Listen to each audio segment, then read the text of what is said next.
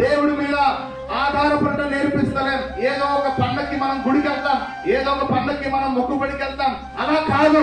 దేవుడు ప్రతిరోజు మనకు కావాలా, దేవుడి మీద ప్రతిరోజు మనం ఆధారపడాలా. కష్టం వచ్చినప్పుడే దేవుడు అని పైకి చూడద్దు. మనం దేవుడు మీద ప్రతిరోజు మనం ఆధారపడాలా, మన పిల్లలు ఆధారపడాలా. హల్లెలూయా.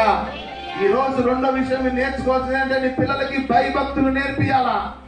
దేవుడిచ్చిన బహుమానం దేవుడి కోసం గొప్పగా వాడబడాలా. మనం అర్థమవుతుందని ఏ పుట్టినరోజు చూసినా కూడా అదే గుర్తు చేసుకోవాలా, నా జీవితంలో నువ్వు ఆశీర్వదించమయ్యా. ఈ రోజు మెల్విన్ రాజు మనం ఇక్కడ కూర్చోబెట్టి ఎంతో అభినందన మనం ఇస్తాము, కరెక్టే. కానీ దేవుడు మెల్విన్ రాజు పైన ఎంతో గొప్ప ప్రణాళిక నుంచి వారిని తల్లిదండ్రులుగా దీవించాడు. హల్లెలూయా.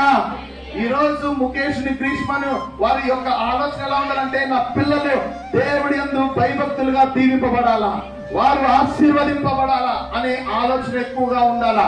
నా కొడుకు ఇంజనీర్ అవ్వాలా, నా కొడుకు డాక్టర్ అవ్వాలా, నా కొడుకు సివిల్ ఇంజనీర్ అవ్వాలా, లేకపోతే ఒక మంచి చార్టెడ్ అకౌంట్ అవ్వాలా, లేకపోతే ఈ విధంగా స్పెషలిస్ట్ అవ్వాలా అనే దానికన్నా నా కొడుకు దేవుడి యొక్క భయభక్తులు కలిగి ఉండాలా. మనం దేవుడికి భయపడాలా, మనం దేవుడికి భయపడాలా. ఈ రోజు ఈ లోకంలో మనం చూస్తున్నప్పుడు పిల్లలు ఒక స్థాయికి వచ్చినప్పుడు, యవనస్తులు వచ్చినప్పుడు తల్లిదండ్రుల మాట వింటున్నారా? తల్లిదండ్రుల మాట స్థితికి వచ్చారా?